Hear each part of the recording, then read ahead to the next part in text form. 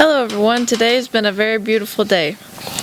We're going to continue on with the Phoenix Journal number 27, and I'm going to be going over commandment number 4 of the 18 laws of God. Let's get into it. Number 4. You shall not use the name of God irreverently, nor use of it to swear to a falsehood. This means you shall not cast blame against This means you shall not cast blame against or curse another in the name of the Father in your thoughts, words, or deeds. You must take full responsibility of your own errors or transgressions against self or others. And so when you blame, curse, resent, and condemn another being, you are also blaming, cursing, resenting, and condemning God, your Creator, who exists as the flame of immortal life within you and within all others. So as you cast outward the blame of irresponsibility and denial, it must return to you until the lesson is learned by you, who is the creator of the transgression in the first place upon the one self. Also, you must not knowingly and purposely deceive or lie to yourself or others in the name of your Holy Father. So when you say, I swear this to be the total truth in the name of God, you had better know that to be a factual statement, or you have dishonored God's sacred name for your own selfish altered ego means. This does not mean that with the tyranny that exists with the injustice systems of the world, that you must sacrifice your life for the telling of a truth in a court of the unlawful. In this case, as in all situations you encounter, you must use your God-given senses and ask for His guidance and protection in your circumstance. This in no way means you will not tell the truth as you perceive it to be, but you must trust the power of God within you to always give you what you need for guidance and protection. This is what Emmanuel told the Pharisees and scribes about oaths. Woe unto you, you blind leaders of false teachings, who say, if a person swears by the temple, that does not count, but if a person swears by the gold on the temple, that binds him. You fools and blinded ones, you are the offspring of evil. Why do you let people swear, knowing that an oath is not binding and is a worthless act? How can you say that if a person swears through sacrifice, that is binding? You blind and false teachers, who gave you the right to demand an oath or to swear, since the laws of the creation state that oaths should not be given? Your speech should always be yes or no. Therefore, he who swears by anything on earth or the universe swears by something fleeting, which is without any substance, and therefore an oath is of no substance either.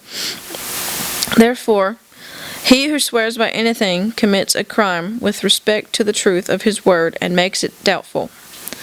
Isn't it interesting that in a court of law, ones are required to hold the false Bible and swear an oath of truth to the court?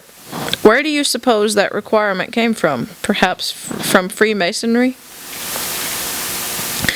It is important to remember that ignorance of the truth is acceptable for a time, but remember, God within you will give you many opportunities to turn your ignorance into the wisdom of knowledge of truth. And if you are truly a servant to the one all that is, you will always welcome the light of truth to shine within and before you, even if you find the truth to be abhorrent within your very being. This means that you cannot hide behind the blind ignorance which rules you by fear and denial of responsibility.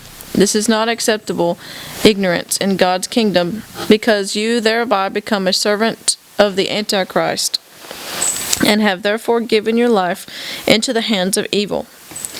Here is an example of unacceptable ignorance. This false belief applies to many who consider themselves part of the so-called New Age movement. Ones are given the wisdom of truth that says, yes, you are God, and so you create your own reality. Many ones have falsely interpreted that to mean, I can now ignore the reality I have already contributed to the creation of and it will no longer be my responsibility because I am God. This is a prime example of how the Antichrist will twist and alter the truth and maintain his playground of deception. Just because you choose to ignore the disease and corruption within your government, for example, that does not mean you are now exempt from responsibility. What do you think happens to all that energy of all the thoughts, words, deeds, and actions you had before you became, in your perception, a master of positive manifestation? Do you perhaps think that, poof, God just evaporates it for you and you are no longer responsible? Or do you think to yourself, well, this government corruption and war and economic crisis and possible food shortage is all just doom and gloom ugliness that others choose to acknowledge, and it is not my fault. So as long as I don't bring it, doom and gloom, within my reality, it is not true and does not exist for me. We have news for you ones. If you believe that nonsense, you have become a tool of apathy for the Antichrist possessing you. All are connected to the pool of mass consciousness of manifested illusion on this plane. If you choose to only selectively accept the truth which is comfortable for you and doesn't upset your illusion of reality, then you have also denied the highest command of the law of creation. Achieve the wisdom of knowledge, inasmuch as this will enable you to wisely follow the laws of creation. And that's the end of commandment number 4. Thank you.